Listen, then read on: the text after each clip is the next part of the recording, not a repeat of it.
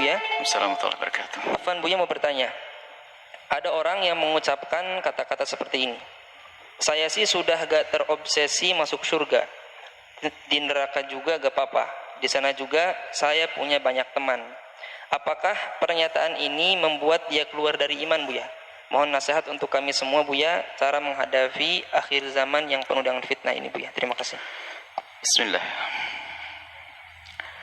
Jika yang mengucapkan itu adalah ahli la ilaha illallah, maka kita ucapkan innalillah.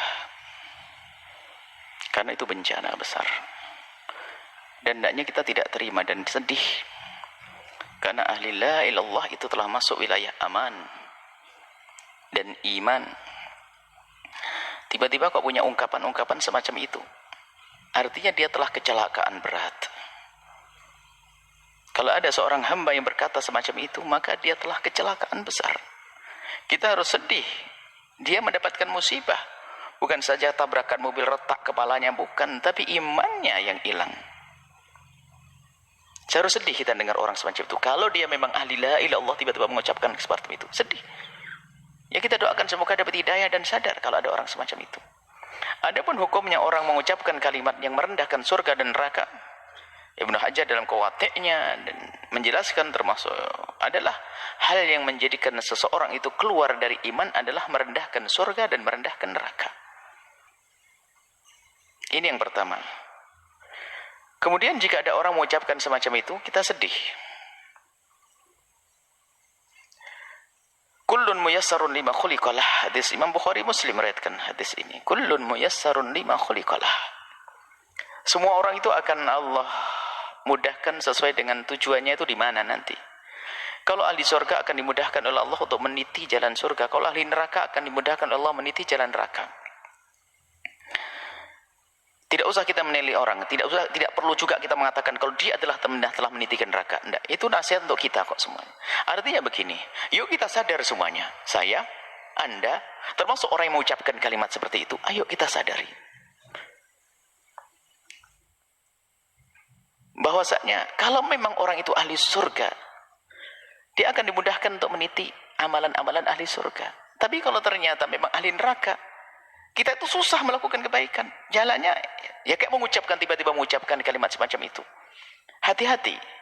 Mari kita koreksi diri kita sendiri. Nggak usahlah ngoreksi orang. Semoga kalau memang yang mendengar, yang mengucapkan kalimat seperti itu bisa mendengar kalimat kami ini, semoga bisa sadar. Artinya apa? Selagi tiba-tiba kok punya kalimat nggak bener, perilaku nggak bener ini, jangan-jangan kita ini, naudzubillah, jangan-jangan ahli neraka, kan begitu. Segera tarik kebiasaan jelek ini. Jangan sampai terus berlanjut dengan merendahkan neraka, merendahkan surga dengan kalimat ini. Sebab apa? Tanda-tanda ahli neraka ya seperti itu. Dari omongannya menghantarkan neraka, apalagi mengatakan sudah nggak terobsesi lagi dengan surga, tidak ini. Wah, ini bahaya banget. Artinya ya, cuman kita tidak boleh menunjuk di ahli neraka, akan tapi siapapun yang punya perilaku, ungkapan semacam itu, ini artinya adalah muyassarun, dia dimudahkan menuju neraka, kalau memang tempatnya adalah tempatnya neraka. Naudzubillah. Makanya yang ada sedih kita dengar orang yang mengaku dia beriman tiba-tiba seperti itu. Karena apa? Dia lepas dan rel kemuliaan dia telah lepas. Ini kemudian selanjutnya, sangat berbahaya sekali jika ada orang sudah tidak percaya dengan hari pembalasan. Bahaya sekali. Dan Anda pun jangan bergaul dengan orang yang semacam itu, karena urusan Anda dengan dia hanya untuk kepentingan dia saja di dunia. Karena dia tidak pernah berpikir kemaslahatan nanti di akhirat, sehingga dia mungkin berbuat apa saja. Apalagi yang merendahkan neraka. Siapapun kalau sudah menganggap neraka bukan sesuatu yang menakutkan, bukan menganggap bahwa di situ ada murka Allah. Kalau orang sudah menganggap neraka bukan tempatnya murka Allah, maka ketahuilah apa yang terjadi. Kalau itu dengan keyakinan, kalau orang yang mengatakan seperti itu dengan keyakinan memang dia tidak takut neraka, apa yang terjadi? Dia tidak akan menghindar dengan satupun dari dosa. Semua dosa akan dilakukan. Kenapa?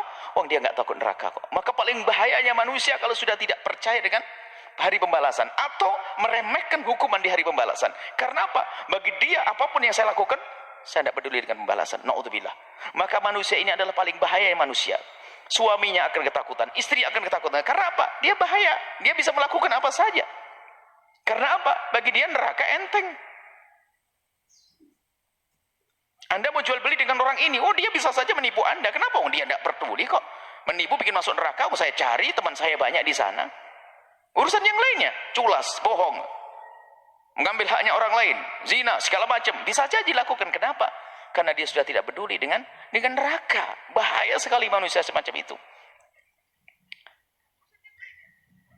Makanya hendaknya jika ada orang semacam itu, ya kita tolong, kita sadarkan. Bahaya sekali itu. Dan ini nggak perlu orang semacam itu perlu kita bela, kita na'udzubillah. Justru cara membelanya adalah yuk kita ingatkan, saudaraku kalau tidak laki-laki, saudariku, ayo jangan lakukan itu, bahaya itu. Dan orang ini sudah bayangkan, kalau orang masih percaya dengan hari pembalasan, ada hitungannya nanti di akhirat, ada pertimbangan dia. Kalau aku melakukan nanti dibalas, melakukan nanti dibalas oleh Allah, dia akan ada remnya. Tapi kalau sudah nggak takut dengan neraka, tidak punya rem sama sekali. Bahkan juga tidak ada kerinduan melakukan kebaikan. Karena apa? Dia nggak peduli dengan surga kok. Mau melakukan kebaikan nggak ada. Saya akan berbuat baik kalau dia ada keuntungan buat saya sekarang. Makanya apa yang dilakukan? Pamrih semuanya. Tidak akan tulus dia. Maka bahaya orang semacam ini. Na'udzubillah. Maka ayo kita doakan jika ada orang-orang semacam ini. Semoga Allah memberikan hidayah. Sedih kita. Bahaya sekali duduk. Kita takut duduk dengan orang-orang semacam itu. Kenapa? Tidak ada berhitung. Nggak ada remnya. Nggak ada remnya. Karena berdosa bagi dia menghantarkan dia ke neraka, dia bangga dengan neraka, na'udzubillah. Atau memang sudah tidak punya iman dengan neraka, Masya Allah. Ini seperti itu. Jadi tolonglah. Kalau memang ada, saya tidak ngerti apakah banyak atau ada. Betul ada. Kalau memang ada orang mengucapkan hal yang demikian itu, yuk kita doakan semoga dipikir sadar. Karena bahaya sekali dengan dia.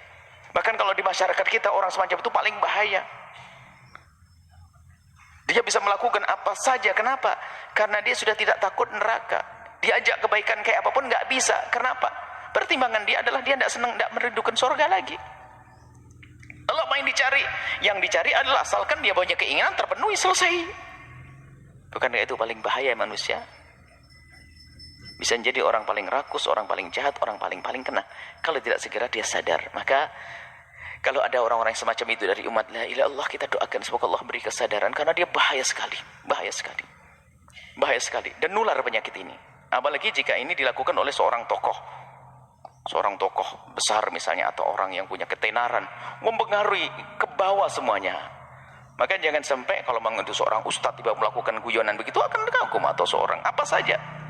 Kalau ini akan mempengaruhi, na'udzubillah, kalau dia punya nama akan terpengaruh orang lain, lebih banyak yang tersesat, na'udzubillah. Maka kami ingatkan kepada siapapun, hati-hati dengan orang-orang semacam ini. Pertama doakan dan jangan dekat-dekat. Jangan berurusan dengan mereka. Karena apa? Dia punya racun yang membahayakan. Karena apa? Dia sudah tidak takut neraka. Nggak ada remnya. Kalau dia punya kekuasaan akan habisin semuanya demi kesenangannya. Kalau dia punya keahlian akan dihabiskan keahliannya untuk menuruti kesenangannya.